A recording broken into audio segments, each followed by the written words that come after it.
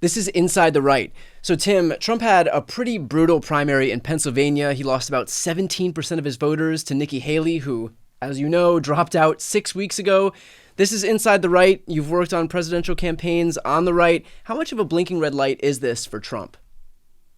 Only 6 weeks ago feels like forever. Yeah. Look, I've been kind of trying to tamp down the excitement about some of this stuff just because of the nature of some of these primaries. And I think that Biden got a percentage of Republicans last time. A lot of these primaries have been open. Pennsylvania is a closed primary. There wasn't any reason to re-register. It wasn't like people were expecting it was going to be a close race when it got to Pennsylvania. We're pretty deep in the process here. So this is just Republicans. And 16% is a big number. I Joe Biden got a percentage of Republicans last time, maybe certain counties it got above 10, but it wasn't 16 anywhere. And so there are some new people that are part of this, that are voting against Donald Trump, voting for Nikki Haley, offering a protest vote. They're the types of people that vote. They came out for a pointless primary, so you know that they're going to come out again in November. Yeah. And I think that they're gettable for Joe Biden. Maybe some of them will be Trump. Maybe some of them will write in someone. And so I think that core 16% group is a big swing group. And if Joe Biden can grow on his number from last time, which was really in the single digits, that's going to be real progress. And I think that's definitely a flashing red light of concern for Trump. Well, and also you would expect that maybe some of these people who said that they wouldn't vote for Trump or who cast protest votes or whatever it is, that they might come back home to Trump. But then on the flip side, we also have Trump in the throes of his prosecution right now. I mean, he's poised to be a convicted felon by the time the election rolls around. So for anybody that he may bring back from that group of 16.5% who voted for Nikki Haley, he may stand to continue to lose more voters who might not have weighed in, but who may show up on election day and say, am I really going to cast a ballot for a convicted felon right now? You're right. There's a lot of voters that don't show up for these like pointless primaries, right? So Yeah. we're really talking about the most highest engaged voters now. And among the highest engaged Republicans, he should be doing really well, and he's Yeah. not, right? And so, you can't really project that out to what do less likely Republican voters do because they're not the same types of people. Really, the types of people that show up to these things are unique. They're very interested in politics. They're watching the news, right? I said they're high information. They know more already about the trial than some of the other folks don't. So I think to your point, there could be people that are for Trump now that haven't paid attention. He gets convicted and that changes their views. So I don't think very many of these people are going home to Trump. Some of them are. Some of them were already Biden voters. So the question is, how much are you gaining? And I think clearly some. 16% in a closed primary this late in the process is really bad news. Look, maybe some of those people skip the presidential line. We've seen that before from these types of Republicans, but I think there's certainly in the persuasion universe, in the swing universe. It's such a great point that if you're gonna show up for a pointless primary just to cast your ballot for Trump, you obviously have enough contempt to do that. These don't sound like the kind of people who are then going to turn around and say like, okay, I showed up on a random Tuesday in April to prove how unhappy I was with this guy. Now I'm going to go and vote. Now I'm going to cast my ballot for him, like For him. in November. Yeah, it's hard to see. I mean, people are weird, so it's Right. not like 0%, zero Totally. of that 16% will do it. But I think clearly that this is a group that Joe Biden can gain with, and more people will vote for Joe Biden than for Trump out of this group. Obviously, it's just a question of how much more and how much can Biden gain with this demo. So if you're Biden, you now have a trail of breadcrumbs to every Nikki Haley voter in Pennsylvania, just like you did in Ohio and Vermont and all of these, states where there was massive defections in favor of Nikki Haley or against Donald Trump. So in Pennsylvania, that's 160,000 potential voters. Walk us through how Biden can reach them. Is there like actual person level data that he can tap into here? Yeah, well, the easiest way to do this actually, it's another thing that Trump did a big favor for us on, Brian, is you can just look at the people that voted by mail in this election. Because of the people that voted by mail in this election, it was over 30% went for Haley. So, if you're targeting some of those people in Biden, there's going to be some waste, right? Because like two of three people you talk to are going to be Trump voters. Sure. But you have the actual data, the actual person level data of the people that voted by mail.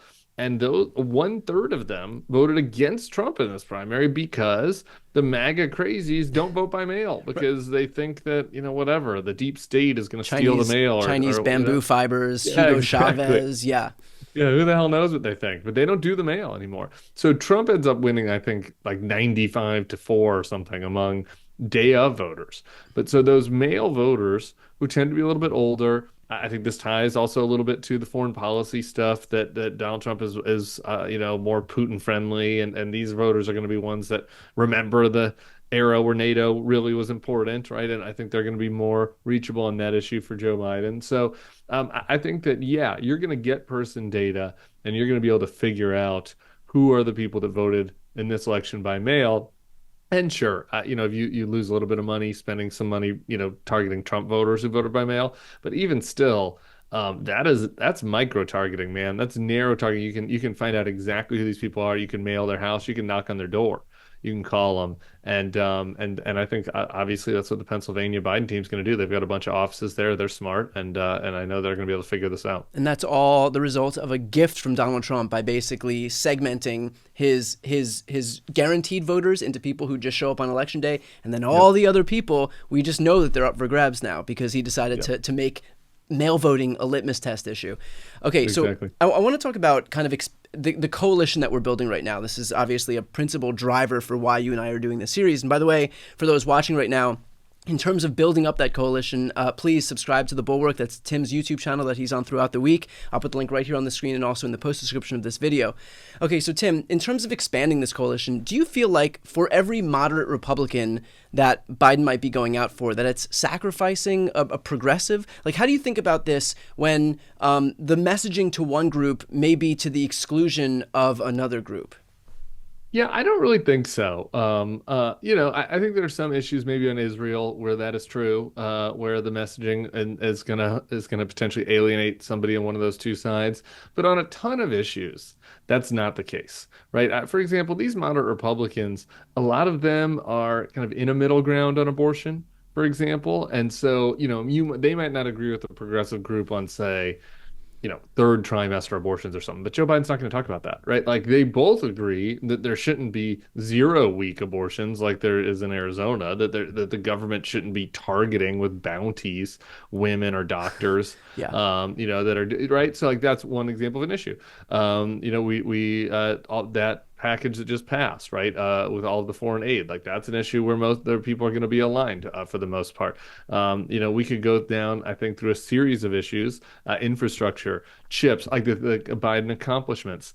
Both of these groups are going to be directionally for that. Some might be more excited about certain things than others, right? The climate initiative part elements of the IRA might get the progressive group more riled up, and the building factories to combat China might get the Nikki Right. Haley voters more riled up, right? But like there is, I think, a broad basket of issues that Biden can message these people with. And by the way, the one big thing that they agree on is they don't like Donald Trump at all. Right. So negative messaging is going to work. Negative polarization is going to work with both groups. So I think there are a couple dicey issues where it's potential that you could alienate, but I think that there are a lot of areas where Biden can speak to both. So I want to talk about those people in the middle, the people that you talk to, and I think that's why we're so lucky to be able to speak to you in this series. But we're kind of led to believe that there aren't really many gettable people in the middle, that the country is so polarized, and that that there aren't many persuadable voters out there. Can you talk about what you found from your exact audience, the Bulwark types? Like, Yeah. are there actually folks who are true undecided voters out there that you reach? Have you heard from them, and has any of your messaging actually impacted those people? Yeah. So there are fewer than in the past, right? But that doesn't mean that there's zero, And so I think that it's not untrue that we're very polarized and there are fewer swing voters than there were in like the Dole Clinton election in '96, right? Yeah. Certainly. But there still are a significant number. I know for a fact we've reached them just. I can tell you literally just either yesterday or Monday, I forget, time is a flat circle. I received a comment on one of my posts from somebody that is a Bulwark listener that was responding to one of the interviews that I did with a conservative that is thinking about writing in. And we got in a big fight. And I talked about how I thought that was stupid. I think you should vote for Joe Biden. And we had a disagreement and a debate on the podcast. And somebody wrote in that said that they were like, they are deciding not for voting for Trump, but between not voting and voting for Joe Biden, and they live in a swing state. So like this person is a real human, wrote, commented on the page, is watching the Bulwark. We also do a focus group show that's totally dedicated to speaking to these voters. Either people that are, we call them flippers, either Biden to Trump flippers that they're saying they're thinking about that, or Trump to Biden flippers. We've thought about and in those focus groups have talked to them about like what kind of messages resonate with them, what kind of messengers resonate with them. One of the main things that we've learned from that is that real people, human to human messaging, is the most effective thing that you can do. And so that's why a group that I'm on the board of called the Republican Voters Against Trump goes out and recruits these people, and they do ads, they do individual outreach, they do And those promoted those ads videos. those ads are excellent, by the way, and I Thank you. use them pretty frequently in some videos that I do. I share them on Twitter. Those are great because I feel like as confidence declines in elected officials, people Yeah. are looking more and more to regular people as their influences in their life, and so that's what those Republican Voters Against Trump ads do.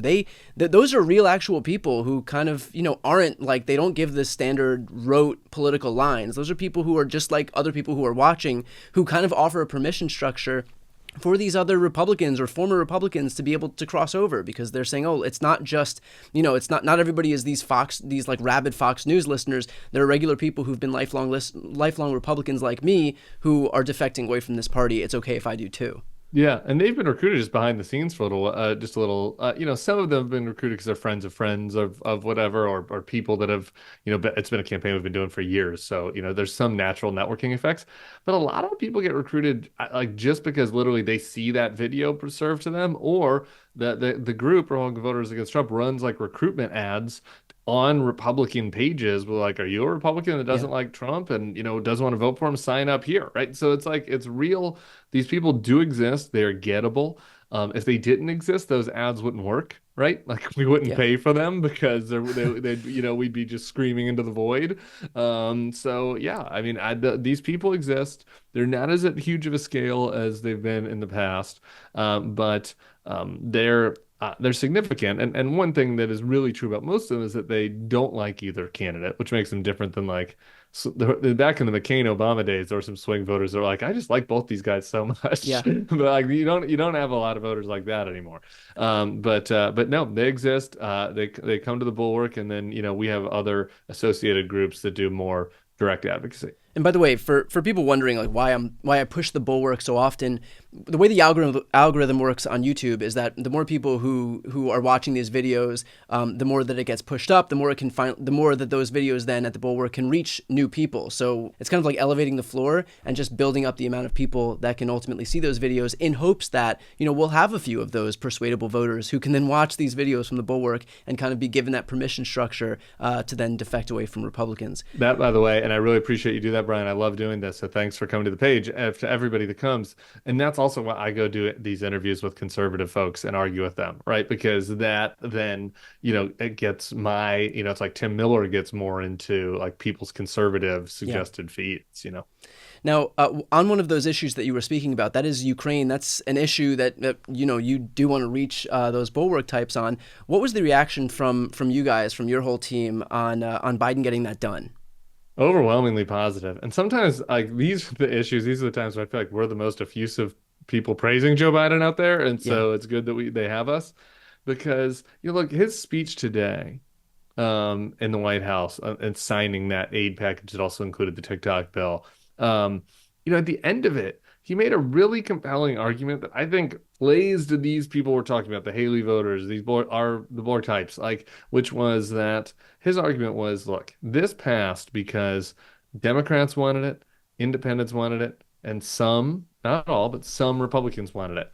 And there's this big group of people out there that believes that America is an indispensable nation, and that we have a responsibility, and that we need allies, and we need to be strong. And that group is large. And the group of people, the MAGA people that want America to recede and America first, and want to side with Putin, like they're the outliers. And if we can kind of gather all together the Democrats, independents, and the minority of Republicans who still kind of are on our side on this, that is powerful. And so I like that Joe Biden spoke to that directly today. And I think that, can be effective. It also shrinks the Marjorie Taylor Greenes of the party, who Yeah. otherwise feel like they have so much outsized power. And all of a sudden, the things that she was calling for when she was just kind of completely discarded, and we had this huge bipartisan coalition of people who voted in this bill. I mean, it was what I think 78-19 in the Senate for 78 senators on both sides of the aisle to agree on what day of the week it is would be a coup. Yeah. It kind of goes to show how much how much not in the majority she is, like how much she does not speak for the majority of this country. Yeah. And I think that's right. And Joe Biden gets a lot of credit because, look, I I'm as mad about the MAGAs and the far right of the party as any of the viewers here, right? So I don't begrudge any Democrat that's like, I want Joe Biden to insult him more and attack him more. But he has taken a strategy that has been, maybe a little less rhetorically aggressive and a Yeah. little bit more work in the inside game. And the result has been that he was able to isolate the MAGAs on this. And he did it on infrastructure. He did it on that gun bill. Yeah. He did it on gay marriage.